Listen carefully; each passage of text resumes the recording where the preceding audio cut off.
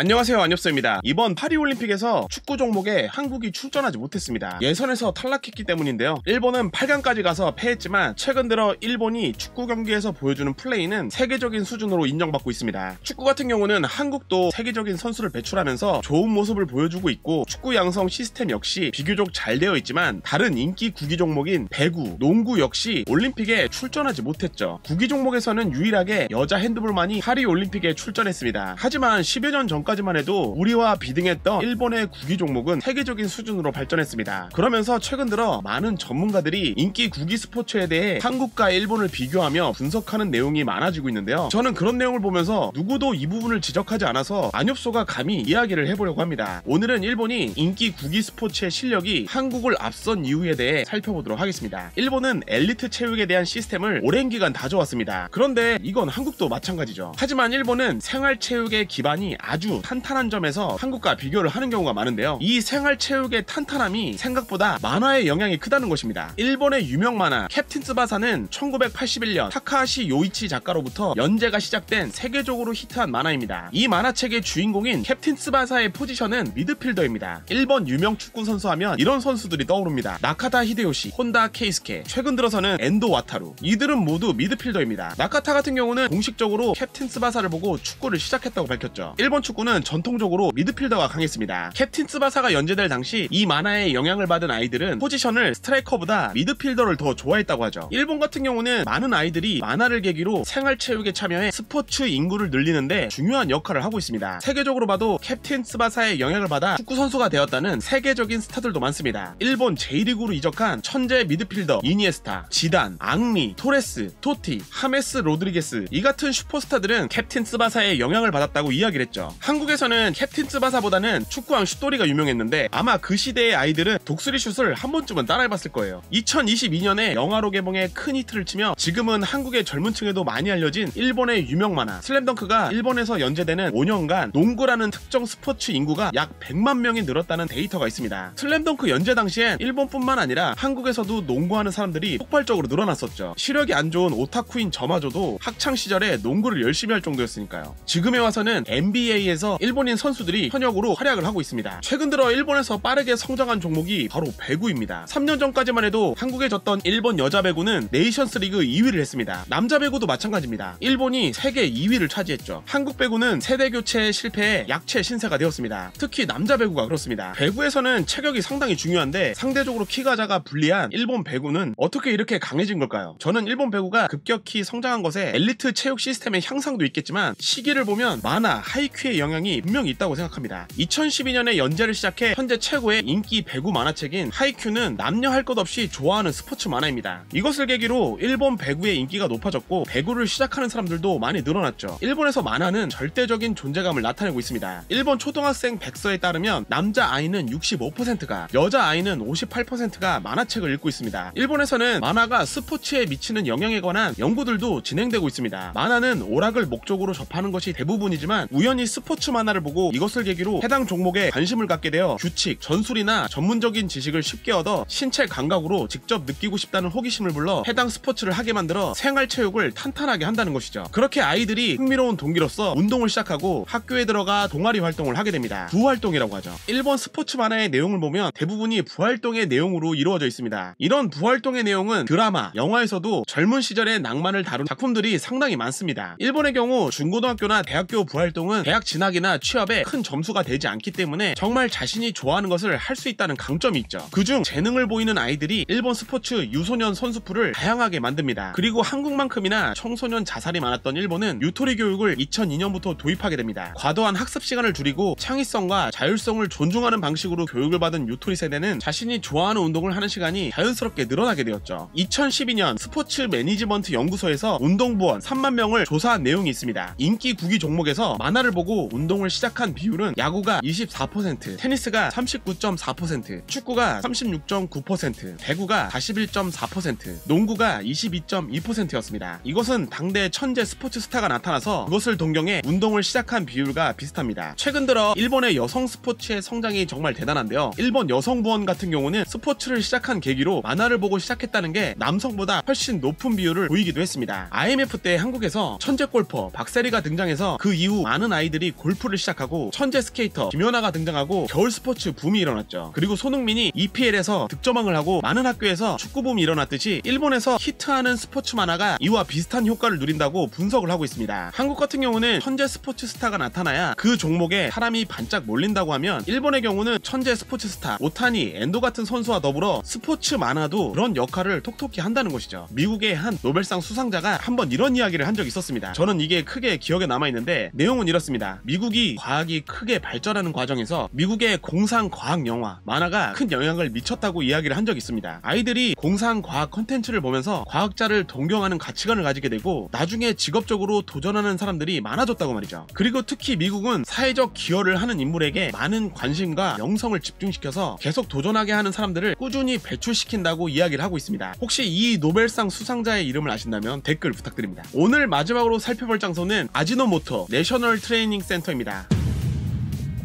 네, 이곳은 도쿄 기타구에 있는 아지노모토 내셔널 트레이닝 센터입니다. 이렇게 생겼는데요. 혹시 최근에 일본에서 인기리에 연재되고 있는 만화 블루라이라는 만화를 아시나요? 이제 곧 극장에서 개봉도 한다고 하는데요. 최근 일본에서 인기 많은 축구 만화입니다. 블루락에서 철저한 경쟁과 스파르타식 훈련을 하는 장소가 나오는데, 이곳과 상당히 비슷하게 생겼죠. 이곳 같은 경우는 한국의 태능 선수촌 있죠. 그곳을 벤치마킹해서 일본이 2008년에 만든 트레이닝 센터입니다. 과거에 한국이 항상 인기 스포츠 종목에서 일본보다 앞서 있다 보니 일본이 한국의 체육과학연구원과 태능 선수촌을 벤치마킹해서 2001년과 2008년에 비슷한 기구를 설립하게 되면서 일본의 많은 유소년 인재풀과 시너지 효과가 발휘하면서 빠르게 실력을 키워온 곳이죠. 축구 코트가 있고요. 여긴 테니스 코트가 있네요. 아, 여기가 이제 정식 경기장이구나. 네, 실제로는 이런 느낌이네요. 진짜 블루록이랑 좀 비슷하다. 블루록이 일본 최고의 축구 공격수를 키우는 그런 만화잖아요. 만화 내용을 보면 일본 전국에 재능 있는 공격수들을 모아가지고 서로 경쟁을 시키는데요. 일본 축구가 재능 있는 미드필더는 많은데 그에 비해 스트라이커가 아무래도 약하다 보니 오로지 스트라이커에만 집중한 만화가 등장하면서 이렇게 문화적으로도 스트라이커 양성에 신경을 쓰고 있다는 생각이 듭니다. 여러분들도 혹시 기회 되면은 블루록 한번 보시면 좋을 것 같습니다.